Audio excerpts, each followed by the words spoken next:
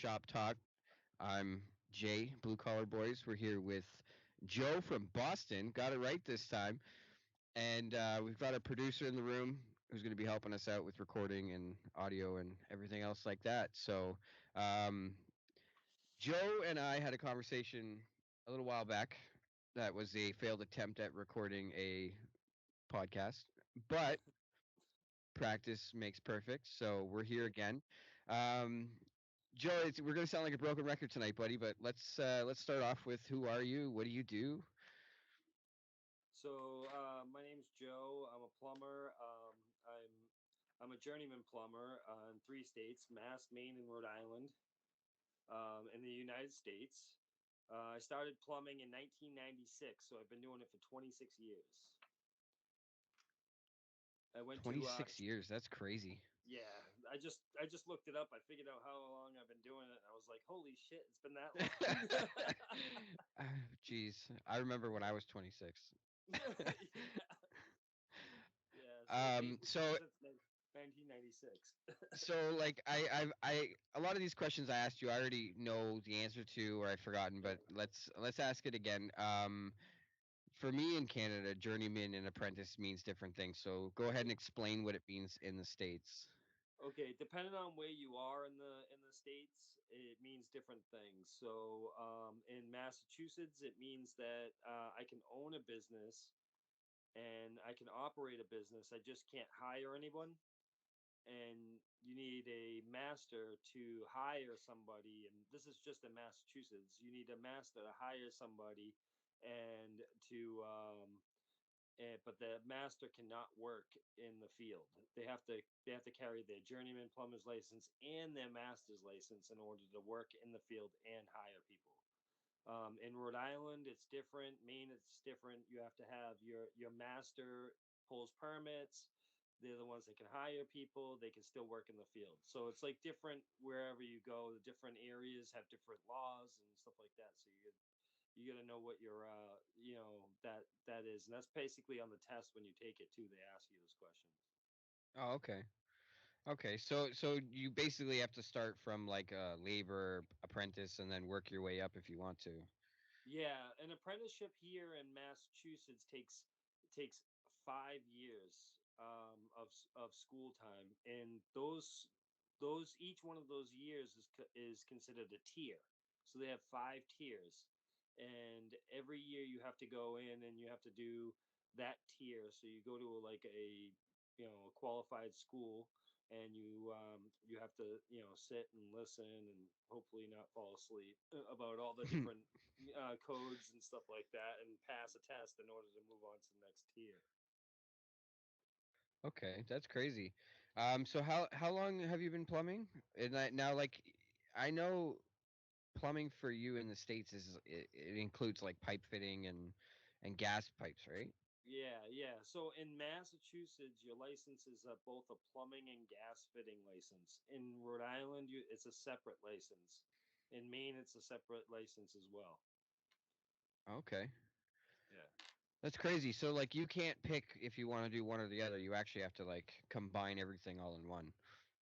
Yeah, you in Massachusetts, you have to know both fitting and plumbing in Massachusetts. You have to know how to do like our license as a plumber allows us to do gas piping up to like I think it's like 5 million BTUs before you have to before you have to be a pipe fitter license to do it. Okay, okay. So now, there was a story that you told me when we had this conversation before that I want you to say again, and that was when you did that job in that it was a refinery or something. Yeah, yeah. So I worked at this place. It was a gold refinery, and we did high pressure gas lines in there. And I worked on incinerators that were probably big enough for you to drive a car into. Oh Now wow. the security is really really tight there. They have like three levels of security. You have to go start up from the outside, put your tools on a dock, with it open, and nobody can be in each one. You only have one person in each section. So when they open up a section, you have to be locked out from another section. So you have like a middle neutral area, and then you have an outside area and an inside area of the facility where you're working, and you have to like go from one spot into the middle, then they shut the door, and then they open up the other door that goes into the facility, and then you go in. But you also have to like, once you put your tools in there, in order to go into the building, you have to go through a metal detector. And basically what they're trying to do is they want to make sure that if you're not bringing anything in, the only thing that you can bring in is your wedding band, and any other jewelry that's on you has to come off and go into a locker that they, or you have to leave it outside in your car. So you have to put, they give you a lock and you put it in a locker and register it so it stays safe. So the locker for your jewelry, that's basically because someone could create a con where you go in with something fake and come out with something that looks similar type shit. Yeah, yeah, and yeah, it's crazy. They don't want anybody. They've had people. They had a guy get arrested for it one time, going in there and trying to steal gold out of there. They actually make you flip your jeans. If you have, when you put your jeans on, that button that's there, they make you flip Yeah. it in reverse so that they can see the back side of the button, because somebody was stealing gold and they put little bits Holy of gold shit. in there every day behind it, and nobody would check that. Make you take your shoes off. It's like just like going through airport security, but worse. Because So all the what levels of one police, question I have, and I was thinking about this the last time we talked about this, is like, what would happen if somebody went in there and swallowed a bunch of shit? they would be able to pick it up. They had what they is the metal detectors that they have at the gold refinery are um, are so sensitive that like if you have, you have to tell them if you have like titanium in your arm or something. If you had any kind of surgeries, you have to fill out that application before you can even go there. And then if you do that, it's even more of a pain in the ass to get in and out, because Wow. they really, make you strip down and take everything off basically. So what was the job you were doing in there? It was a high pressure gas main. So here in Massachusetts, gas is ran at a half a pound. So anything that's high pressure is usually out in the street, and they have some areas that are still, like in Boston, and is still all low pressure. But they low pressure is considered half a pound. High pressure is anything that's higher than a half a pound. So if you're going into like 1 pound or 2 pounds of gas, normally it's usually 2 to 5. It can go up higher. And then there's all kinds of like different things that you have to do, like put regulators in and stuff to drop it back down to what you need. It's basically a way to get piping further away in a smaller amount of pipe, so you don't have to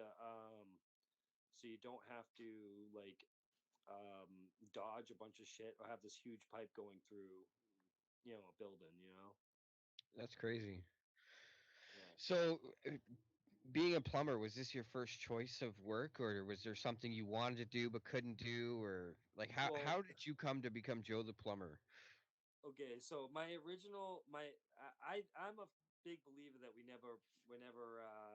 we just fall into the things that we end up doing. You know what I mean? We never actually really, some people get the luxury of being able to choose it. Other people, we just fall into it. You know what I mean? And that's basically what happened to me. Like, if my childhood dream was to be a med flight pilot and to do that, and that didn't end up working out. I was told by my dad to go to a trade school because he said that get your license, you always have something to fall back on. Um, and if you don't want to do a trade, then use that trade, because those guys usually make a good amount of money to do something that you really want to do. So you could be working in the trade, making good money, and be able to pay for like night school or something like that for college, if you can't afford college, like if you were poor like me. Blue collar guy, Hey man, I so never went to college either. Don't feel bad. so so yeah, so originally I went to trade school to do what my dad told me to do, and I was going to take carpentry. But in when you go to a trade school here, they make you do this, your first year that you do it, you do a thing called exploratory. And they pick like, you pick four different things that you are interested in. So I picked plumbing, electricity, and house carpentry, and then the school picks one for you. So they gave me like graphic arts or something like, you know what I mean? So I did Okay. that, and I went through all of those things, and the one that I found was like I really wanted to do carpentry, but then when I went into the plumbing class, I was like, man, I was saying to myself that plumbing's an ever evolving trade. It's always changing, it's always evolving, and me being having ADD and and stuff like that, I need something that's gonna constantly check me and constantly push me to my next level so that I can be better at what I do. No, I feel And that. it plumbing has everything in it. You have you have water piping, hydronics, electricity, electronics, all these different things that are all involved in one that is going to help enough. You're not going to know everything in plumbing or everything in the field or every other field, but you're going to know enough to get yourself in trouble. You know what I mean? No, for So, sure. so it'll help you out with all of that stuff. Okay. Um, so you are like more of commercial industrial plumber. Yeah, so my company that I work for is specializes in commercial retail, which means restaurants, office spaces, and stuff like that. Like a lot of stuff. We don't really do residential. We did at one time. We used to do service at one time, but we don't do any of that stuff. We only do the service for 1 year, and that's our warranty because we have to give them a 1 year warranty when we do a new job or we do the job. So everything has a 1 year warranty from us. So I do still do a little bit of service, but it's very rare. And like resident we I, like residential, it's tough. I'm really not good with working with like people in the at their homes and stuff. So this works out great for me. But we also do industrial, like the gold refinery and stuff like that. So we get into there. The only thing I think I haven't done is nuclear power plants or anything like that. Yeah, I think that would be pretty interesting to do. A little bit intimidating at the same time, Yeah. but it would definitely be cool to do. So, you're from Boston. Are you originally from Boston? Well, I grew up in a town that's like 30 miles south of Boston, and it's the home of the Patriots, the football team, Foxborough, Massachusetts. And and then my school that I went to originally, that I went to go and learn my craft, is in Easton because it's a regional school. Oh, okay. They have it regional being that they have like a bunch of towns that are all like all the kids go to that choose that go to that trade school. So each region has a trade school that you can go to. Oh, okay, okay, that's how they do it. Yeah, here it's we have like trades universities and stuff like that, but it's not. I guess it would be regional because like my little town doesn't have one. I would have to go down to like University of Toronto or something like that, right? So that's interesting. The other thing, Um, the other thing too for you too is that usually if you go to a university, you're paying for this. oh yeah. This is something that the government in mass and in the United States, they want you to learn trades. So they put up these trade schools that are public schools. These are your high schools too. This is what you're learning in high school. Before you leave high school, you're learning your field, your craft, your trade.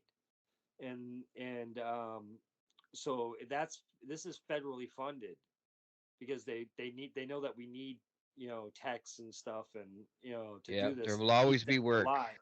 Yeah, and to keep this alive and keep the economy moving. So they the government here invests into into these trade schools and gives them money to be a trade school to teach us. So a lot, like some people don't end up doing that and they go to regular high school and then they have to go to a paid college or university here, but you don't have to. So if you know that you want to do a trade ahead of time, find out a trade, go to a trade school, then you'll be able to do it. Right, right.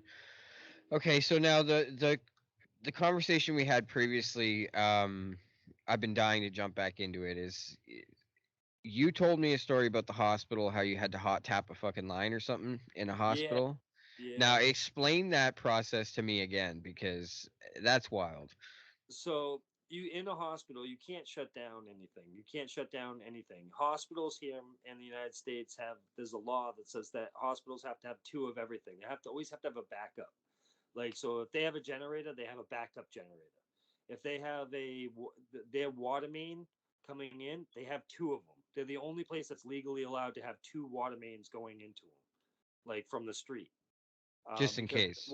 if one shuts down, you have to have another one that's going to be able to bypass that to be able to keep feeding what you need to feed. Because hospitals are not allowed to shut down. Same thing goes with drainage. They can't shut down. Hospitals, like you running through it, it's a super highway. It's like if you look at an ant farm after they poured something in it and you pull it out, you see this super highway of all these little different things that go to. The same idea in a hospital. You can't track down every single pipe that thing goes to, the pipe that you're working on. So we were on the first floor. So what we have to do is we have to take a like you have to be knowledgeable about stuff you know like like different types of diseases and stuff like that. So when you do work that you're going to be changing on the sewer line, then you can't shut it down. They have a group of people that carry barrels with lids on them, and they have those lids like oil drums and stuff, and they have them on wheels. And what you do is you put up a there'll be a pipe that you need to replace or you need to move, and you put up a pipe next to it.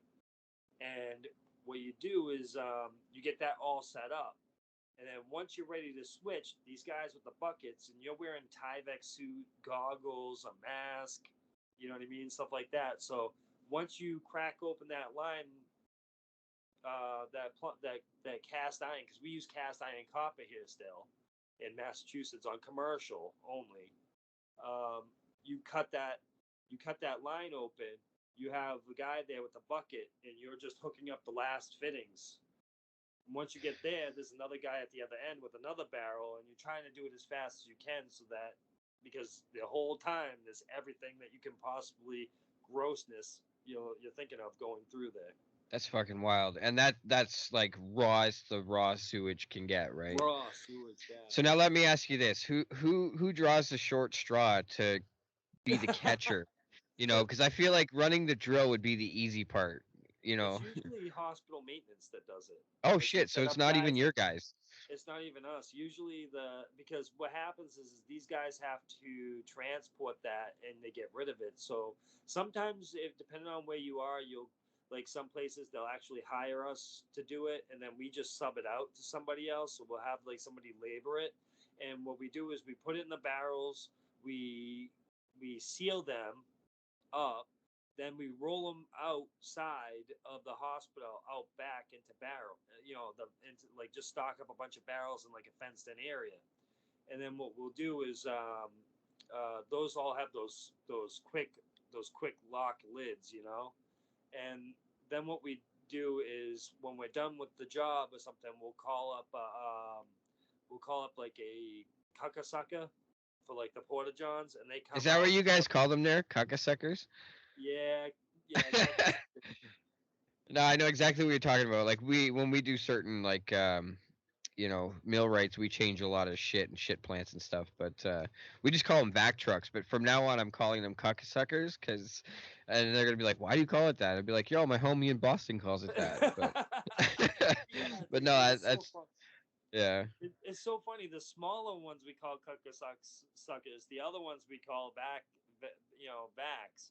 But they right. don't use the vacs, those big vac trucks, for doing that kind of job. They use those trucks to dig dirt in Boston. So Oh, when you're in okay. Boston, because there's so many utilities and half the city is still ran by steam, So you can't that dig very much there. you can't dig real well there because they're afraid you're going to hit a utility. So what they do is they'll dig the asphalt up or the concrete up first, and they loosen up the dirt, and they have the guy there with the vax trucks, and they suck up the dirt, and then they dump it, and then somebody comes by with like a skid steer or a front end loader and takes it off somewhere. Oh, okay. So now, when you were doing how, like, have you done this hospital job more than once? Is this like a consistent Oh, thing you do? well, yeah, I haven't done the hospital thing in a while, but I have. I do go back to hospitals. Like a lot of the like part of the commercial retail is like clinics. Like a lot of things that are popping up now are urgent cares. So you don't have to actually go to the hospital. Those urgent cares are supposed to be there to like how do I say it? It's supposed to like alleviate the stress of the emergency room, Right, right, but right, also get you the care that you need in a quicker way, so you're not sitting there for hours. right. So, how many times have you been covered in shit, Joe? more than I to, more than to I can put it count. blunt. I think the last time that we talked, we actually brought up. You asked me what my worst job was, and I told you that I had to go out in the middle of the winter and and they had a Chipotle up there that they were doing a they already been testing for a couple of weeks, like trying to train their staff. And I got there, and they said that we forgot it was part of our punch list that we forgot to put the drops in the grease trap in the hangers. Oh no. So in the middle of winter, I had to go out like the middle. It was like not the middle of winter, but it was the beginning of winter where it was like 15 below zero, and I had to go out there and pop the lid and jump into the tank and up to my chest and Wow. full of water and put and anchor this pipe for the outside. See, that's the other thing inside of a building. It's called a grease trap. Inside the outside the building, it's called a grease interceptor. That separates the Okay. grease from the water so that that the food has so that it doesn't hurt the sewer system. So, Joe, I'm gonna interrupt you real quick here. Tilt your camera back just a bit. There you go. There you go. Perfect. So anyone that's watching or listening, because this will be available on Spotify as well, grease traps in Canada and the US are similar. In the US, most of them are underground, correct? Well, sometimes it depends. Because Sometimes they're here they have like these giant big barrels outside the back of most restaurants, and it's got like this sleeve in it, and then this truck comes and like pulls the whole sleeve out. yeah. So Here it's it's a concrete tank that's built underground. The one outside, that's called an interceptor. They're outside. It has okay. manholes, and these tanks are like big concrete boxes, basically, and they'll have like a baffle inside that um, that slows the flow down inside of them, so that they don't.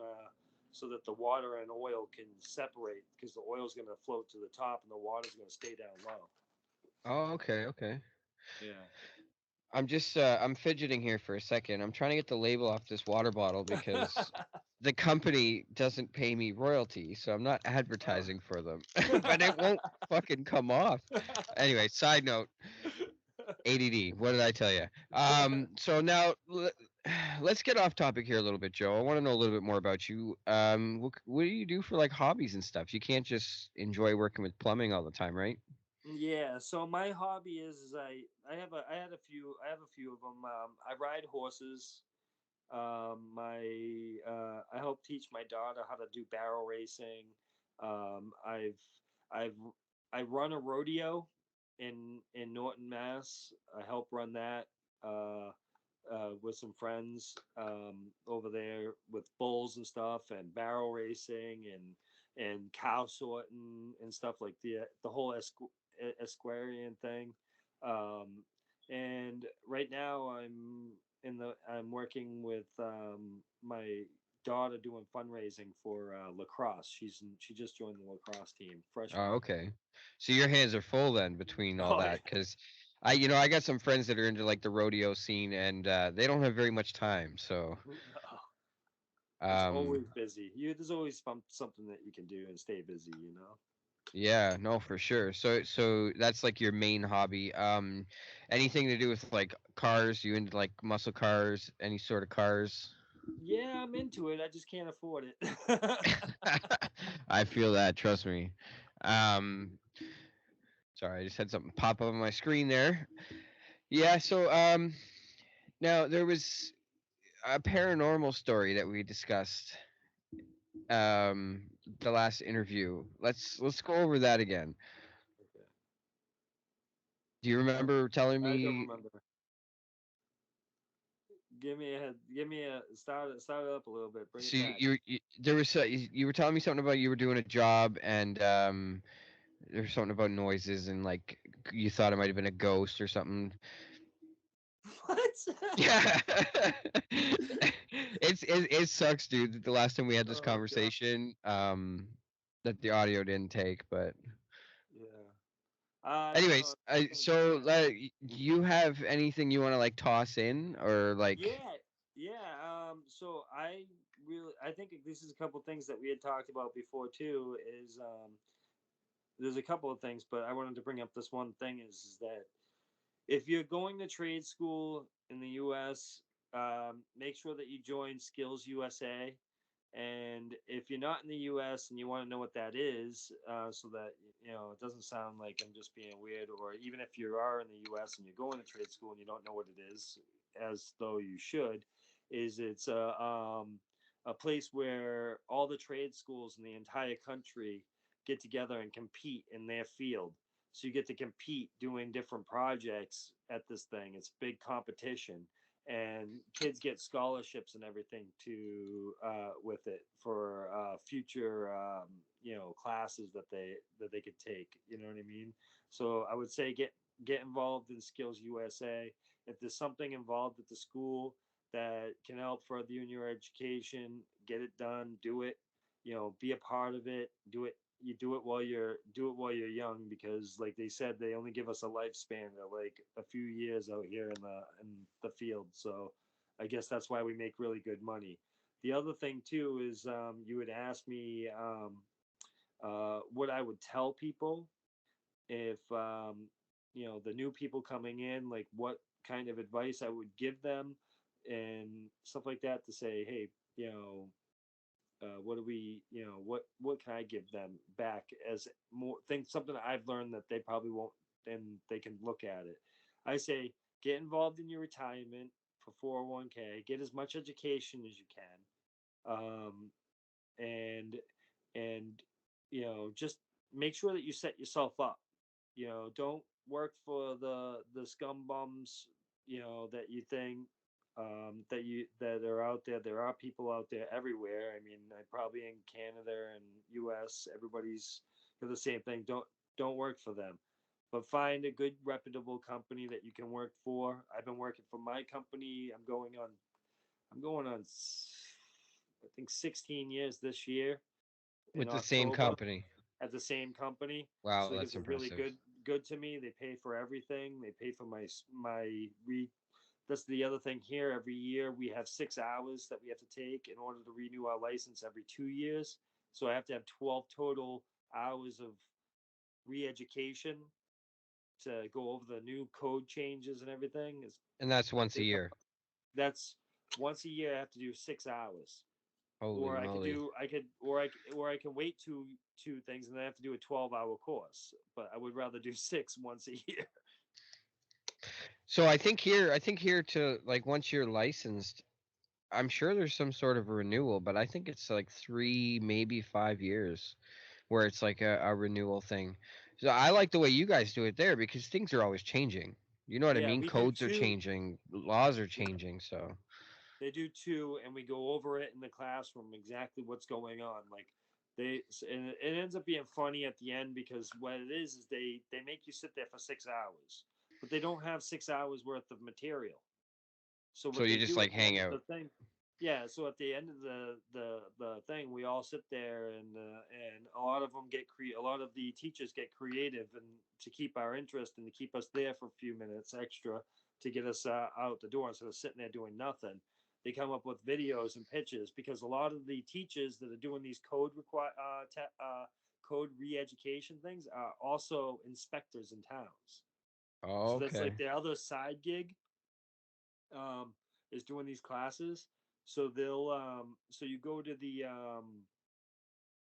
like at the end of the class, they'll have videos, and they'll show you like this is what happened. Somebody messed this up. This is what this looks like. What's wrong with this picture? This Johnny homeowner came in, and I think one of the pictures that they showed was a gas fired water heater, and the vent of the water heater, instead of going outside the house or into a chimney, went to was like they used flexible dryer vent, the fabric kind, and just threw it up over the ceiling, and it was going into somebody else's kitchen that Oh was in shit, another eh? apartment.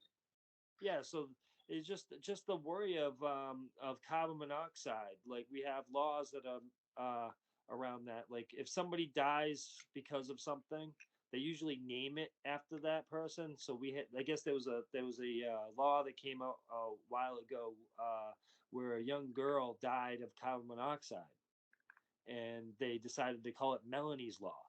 So now we have this law called Melanie's law because the girl's name was Melanie, and it revolves everything around carbon monoxide, and so there's like all this new stuff that we have to do with Melanie's law for that. In order to sell your house, you have to have a fire guy come in, and he has to test your fire alarms to make sure they work. And this is a residential house, Holy crap, eh? all because of that, because they want to make sure you have carbon monoxide and smoke detectors working in the house. Well, I mean, you never know who lived there before you, what kind of shady shit they did, to cut Yeah, corners.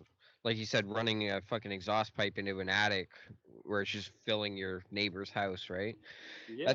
That's crazy. That's crazy. So how come you never stayed with residential? Why did you jump into like industrial commercial? Well, Residential to me, I feel like it would be a lot easier. it is easier, but the money's not there. You know what I Right. mean? You unless you have high big jobs like big houses, they have this, they call it jobbing, where you're jumping around. You're always hustling. You're always trying to get in and get out as fast as you can, do the best job you can, and get to the next one so that you can make money. And you have to be at like a minimum amount of calls a day in order to get out there and to do these, in order to make money off of jobs. Like our time is so expensive. I think that right now, uh, like my boss makes like, I think $180 an hour for me. Holy fuck. Like just to go for me being a licensed guy, I he gets $180 an hour, um, uh, for just me to do, just to show up. You know what I mean? And then it's a minimum of 4 hours. So that's on commercial. You know what I mean? They give me 4 hours automatic if I go there. So there's definitely more money in commercial industrial. Oh yeah. Well, that and plus, like you were saying, you don't have to deal with, little Miss Karen homeowner who wants to change things 10 times over.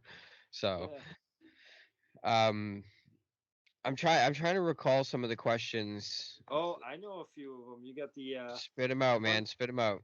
the coolest job I've ever been on. That's the Uh, one. Let's hear it. so coolest jobs I've been on. I can't really speak a lot about it, but I've been on some government jobs where companies that have government jobs, um, on it, that they do things in there. I really can't speak too much about it. Like but I've been on one job where they had a mock up of a plane in it, like just the front of it and stuff like that. They were working on some stuff for that for the government. Other stuff I've been doing, which I really can't speak of how security works over there, but it's I worked on at Logan Airport. It's an international airport. The coolest part about that is the I got to drive on the tarmac, Like with and your car. with my truck. That was some scary stuff, man. When you talk about, like, you see these planes in there, it looks like you're looking up in the sky and you're looking at this battery that's going by you. You know what I mean? This double A Yeah. battery, and you're like, wow. And then, like, you get over there and you're looking through them at the window. Even the window outside when you're at the airport doesn't give it any justice. Like being down on the ground right next to those things, that's some intimidating stuff, especially those big two deckers or the triple decker planes. Yeah. Those things are some intimidating planes, and I got the opportunity of working in overnight one time, which I always like the nighttime because of the lights. off the planes and everything running around. But I got to see Air Israel over in the area that they were in, international waters, come in. That was pretty interesting to see. I seen a bunch of guys get off the plane, and they protect the plane, fully armed to the teeth, man, at each corner of the plane, and they don't mess around. So I guess there's an area at every airport, especially the international airports. That's a checkered area, and that's where all the international flights come in from other Right. countries. And that checkered area where that plane is sitting is considered international waters. So they don't go by our laws here in the U.S. They go by the laws of their country Oh shit. in that checkered area. So they're responsible for policing Their their own stuff. people, Yeah, basically. their own stuff. Yeah, Oh. I've yeah, always wondered how that like diplomatic shit works in airports because like Toronto Airport, I haven't been down on the tarmac, but I've been there a lot of times, and a lot of the times I see like, you know,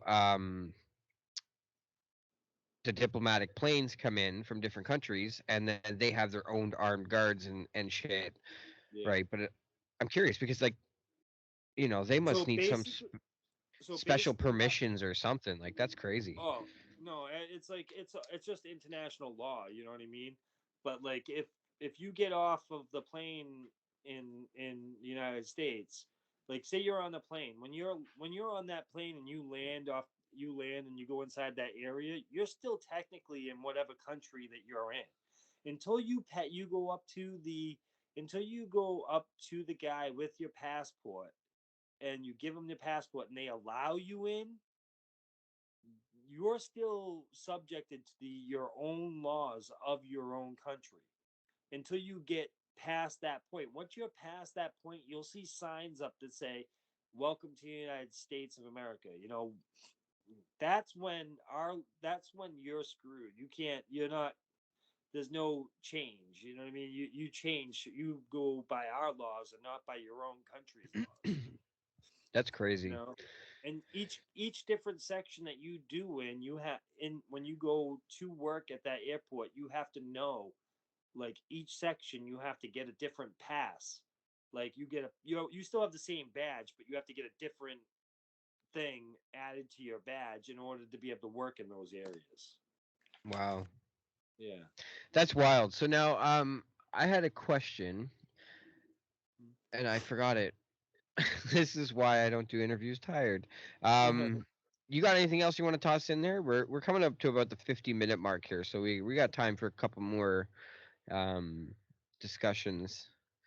uh, I mean, they went through my whole list of things Oh, that I could you know what it remember. was? You know what it was? Because this was interesting for me. Now we made the mistake last time of speaking too directly about this topic, so I'm just gonna say we're just gonna call it Charlie. Okay, so Charlie is like the C19. You know what I'm saying? Yeah. So like, how did Charlie affect you in Boston with your trade? Oh, it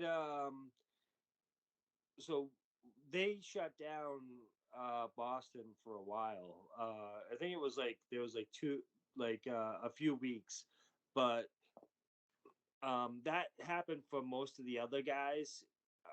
If you were outside the city, people were still doing work, but then most of our jobs are in the city because they're big commercial jobs, and that's where like all the basically commercial stuff really is. But and our work was at the time when it happened. So that was like 80% of our business got shut down. So the guys, we would, help each other out. Even if you didn't need them, you just help each other out for the day. You weren't going working as fast as you normally were because you didn't want to get the job done super fast, but we still kept it on time. Um, but that didn't affect me. I was only shut down for 2.5 weeks, and we were still on call with that.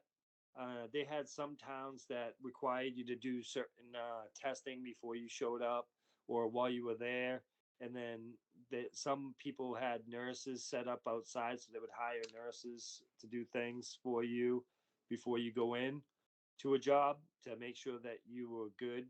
They just asked you questions and took your temperature. You know what I mean? Right. And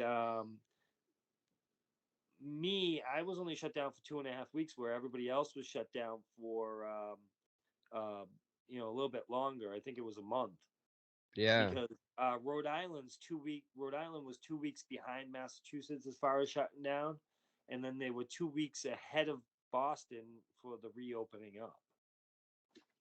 Okay. Because So there's still some trades now, like even in like Canada and stuff, that are still just reopening, and it's been like 2 fucking years. So, yeah, uh, we have all our businesses open, like after the first year we all opened up. The businesses, like, people, they only said that if you don't have to go to work and you can work from home, they encouraged businesses to allow their employees to work from home. right, Okay, right, and that was the first year. Okay, the second year they just said, listen, if you can do it and we encourage it, you can continue doing it. But some people opened back up and some people didn't. You know what I mean? Like, they didn't open up at the office. They just stayed open at home. You know what I right. mean? So they were still working from home on their laptops and computers. They just weren't in, you know, those that area. And Okay. for us in the trade, because we're the grunts, everybody calls us. We don't get the respect we deserve, but the we all had to go no matter what. So the people, what made it really hard is when you stop pulling everybody out of commercial, you kind of flood the market in the residential. But they needed it because everybody was home more, so they realized that they had more problems at their home than they thought they did, and they needed to get them Yeah. fixed. I You imagine it know? put a huge strain as well on like the infrastructure. Like, I know Yeah, we like when COVID first or Charlie first. I'll edit that out. When Charlie first started, yeah, I was actually towing still, and yeah, it went like dramatically bad. But I know a lot of plumbers and trades and stuff here stayed open, but mainly doing stuff because of like infrastructure. Like a lot of the sewage treatment plants were shutting down and like being overloaded, and you know what I mean. So yeah. everyone being quarantined had a huge effect on infrastructure here. Here the infrastructure is pretty maintained good. I think the only thing that people really had to show up for was the sewer treatment plants, but the water treatment plants are actually here are all run by computer. Okay. There's only one guy that works at the water at the water plant here Like in each plant. that's cool but scary at the same time if you think Well, about it. it's Like he sits in front of a computer, and a computer does everything. And he will go into the area where the water treatment part of it is, and he'll fix something if he has to. They'll just call somebody in to go in with them to help him. You know what I mean? But other than that, he's just watching behind a glass window, sitting at a desk with a computer in front of him, and all the valves. You know what an OSMY is, right? The yep, big valves, the big round handled valves that people yep. turn. Looks like a car steering wheel attached to a piece of pipe. Just like this freaking big and like you need like Yeah, bars to turn them. Yeah. yeah. So those are actually operated by air here. Oh shit, eh? So the computer goes to this big, huge block, and the computer hooks up wires to it, and it has actuators built onto it. And the block will send the air to whatever valve it is, because they have the small 3/8 tubing running to each valve, and then that hooks up to the valve, and it'll open a valve and shut a valve automatically by the computer's direction. That's crazy. So they must have like backup generators and backup, network. Every, Everything is on backup generators are all done by natural gas or diesel, but a lot of Okay. them, 90% of them are natural gas. Nice, So like nice. they'll do and they start up automatically like 2 times a year to test, and they get the batteries and they keep the batteries charged, keep the Okay, oil cool. flowing through everything. Nice. So we're a little tight for time, but I still have a few more things I want to talk about. Now, getting out of like the trades part of it, Hmm. we're gonna leave with some final question that I have, and I know other people are gonna have it. Is like, would you change your career today if you could? I would still like to do what I originally wanted to do, but this keeps me busy and it makes me the money that I like, and I can't, like, I wouldn't want to turn my back on something that's providing for me for so long. So maybe that, that'll just, what I wanted to do will just stay a dream, and maybe I'll just do something for fun instead for that. But like just fly a helicopter or own one or something like that. Yeah. But if I hit the lottery, Jesus. But So for anyone listening or watching, Joe explained this the last time we had this conversation. His dream is to actually be like a life flight pilot. So in Canada, it's basically like Air Orange, I think, owns all of them, where it's just yeah, like, highway accidents. You do like it's basically an air ambulance, is yeah, what it's called here. So, and I think that'd be a really fucking cool job, man. I think you should yeah. chase that shit. So here it's, they call it med flight, and they're actually, in this region, they're actually a non-profit. Like, Oh people shit, eh? donate to them. It's not an actual government thing. Wow. So they're a non-profit. So people donate to it in order to be able to transport people.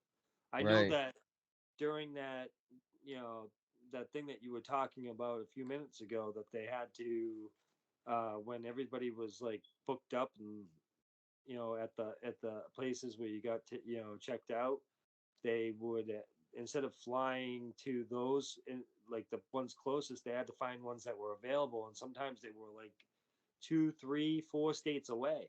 So somebody would Wow. find out that their family member didn't even get to be seen in Massachusetts, that they got flown all the way out to Pennsylvania. Holy shit, eh? Yeah, Wow. So, off the topic of blue collar, now, like I personally, yeah, I was gonna say cover that can, man. Otherwise, I'm gonna have to owe them money. That's the stickler, okay? Because like the video and audio portion of this is gonna go on YouTube and some other social medias, but I also run on Castbox and yeah, Spotify for voice. So like I was reading through like the guidelines on YouTube, and they're like, yeah, you can't advertise subliminally because they want to cut, right? yeah, And who cares if you show that can, because like yeah. they're not going to reach out to me, with my two, three, 400 viewers and be like, hey, But anyways, off topic. Um, have you traveled like? Yes. You told me how old you are. If you're comfortable, you can say it again. But like, if you hypothetically, if you were to die tomorrow, have you lived life? Like, are you? You know what I mean? Yeah, I think I have. You know what I mean? Like, I don't know. I don't, like, I usually don't talk to people much about it, but I think I've done pretty good so far. Like, I've traveling isn't my biggest thing. You know what I mean? That's not my biggest thing in life. I want to take. I've been. It's nice to do. It's fun. Don't get me wrong. I would suggest, if you have the opportunity to travel and you can, do it. But at the same rate, I would say, like, for me, like, traveling, I'm not really, like, it doesn't have to happen. You know what I'm saying? Like, I can Right. always find something to do where I'm at, you know, to just do. Um, but it's not something I wouldn't like to do. And why I would say that is, like, if I died tomorrow, I'll give you a little insight of what background for me is. Uh, I had a girlfriend that had two kids, and she got caught up in the wrong stuff, and I broke up with her, but I stuck around for the kids, and she kept doing what she was doing, and she passed away because of Oh it. shit. And I went to court and adopted the two kids, so that's how I got my two kids. is Wow. is through that. They're not, and I'm not the dad of them. I'm not the mom, obviously not the mom, but Well, like I'm the how dad. long have you been, how long have you been in their life? Since they were four. So you're their dad. Yeah, You're so officially their dad. You know what I yeah, mean? And like me, I have stepkids, and it doesn't take blood to be a father. So like yeah, for what you did, you could have let the kids go through the system, but you yeah. didn't. I didn't want that. You know what I mean? So it's extremely unfortunate that that happened, but I mean, the kids are with you, man, and you seem Yeah, like a cool dude. So yeah, that's good shit. So basically, you're a family man. You know, yeah. you have the two kids, Yeah. and then your girlfriend. I won't say wife again if she's listening. No, we've actually this girlfriend that I have now is we've actually known each other for quite a long time. Like we went to high school together, so it's been a Oh, while. okay, okay, perfect. All right. Well, we're rolling up to the hour mark now. Is there anything you want to add before? I'd just like to thank everybody for coming out and seeing Jay, listening to Jay, and listening to me spiel about what I do for a living. And I think that I think he's a cool dude, and I think that that people are gonna be able to have fun on here and listen to some stuff and some stories and get an actual background of how hard our jobs really are, and what it takes to do it. So That's the one reason everyone asks like, oh, well, what are you gonna do on your podcast? And I'm like, I'm gonna interview normal people. I watch I scroll day by day getting ideas for podcasts, and I scroll through and I see like celebrity, celebrity, celebrity, and it's like I'm fucking bored of it, to be honest. You know what I mean? I've had this hour talking to you flew by. I shit you not. Compared to like watch, I'm not going to name names, but some of the podcasts I've seen where they're talking to yeah, some famous douchebag, like yeah, fucking, and that drives me nuts. But I think there's a demographic that's going to enjoy this realism. You know what I mean? Somebody who's cutting their lawn with headphones in could come across this podcast and be like, hey, it's intriguing. This is fucking intriguing. And yeah. that's what I wanted to do. So if it takes off, it takes off. If it doesn't, I'm doing it for me. So It brings a good realism to like the different trades, and people get a different like a whole new respect for it. oh You know. yeah, for sure. And honestly, like the lineup that I have for interviews, and this is what's funny for everyone listening and watching is Joe was originally my first interview, and it was an amazing interview, and my audio fucked up, and I couldn't post it. So we had planned to redo this, and it got put off and put off. 'Cause we're both fucking busy people. We got to Yeah. figure this out. Well, in the meantime, I've done two other interviews, but I wanted this to be the first interview. You know what I mean? So that because it was the first interview. So I'm once this one's edited and posted, then I've got a couple more to kind of take space. But as long as I've got the audio, you're recording, we're good. We're good. Yeah. I had a great time. Hopefully everyone else did. If you now, I was gonna ask you, Joe. You're not big on social media, right? You don't want me to like, Nah, I'm not push really. people to you. Nah, I'm not really like into it. If you wanna, if you like, I would just. No, I'm pretty good. I just like I'm good where I am. I like watching people. I like trying to get involved and be the guy behind the curtain. You know what I'm saying? Right, right, right. Almost like the Okay, Wizard of so Oz. what I'm gonna do then? Okay, we're gonna set up an Easter egg hunt for all my viewers. Joe is on my social media. If you find Joe, follow him. If not, I'm not gonna drop his thing so you guys don't spam his DMs. Um, Otherwise, I'm Blue Collar Boys on every social media platform out there. Subscribe to YouTube. We go live on TikTok every morning. except the last few days because it's been a Yeah, rough week. please. It's been a rough week, okay, to say the least. But it's settling down now, and yeah, I like my morning shows. I got a lot of people, like we're hitting 700 people every morning that just look forward to it. So I enjoy it. That's good shit. Other than that, Joe, this was. I enjoyed talking to you, man. We should do this even off camera more often. You know what I mean? Shoot the Right. shit. Definitely, definitely Yeah. do it. Cover Thanks all the. everybody for sticking around, listening, and everything. And if you guys, if you have questions, if I get enough questions for Joe, we'll do this again, and I'll ask all your questions. For a plumber in Boston. And I actually, now that that reminds me, I want to set this up again, probably midsummer, with my other buddy who's a plumber in Canada.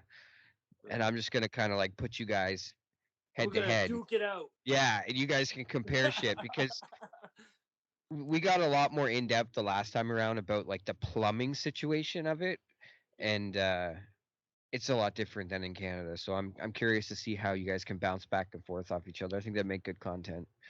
But yeah. All right, guys. I'm gonna post the link in the description of where you can find the podcast. Subscribe, like, share, do your magic.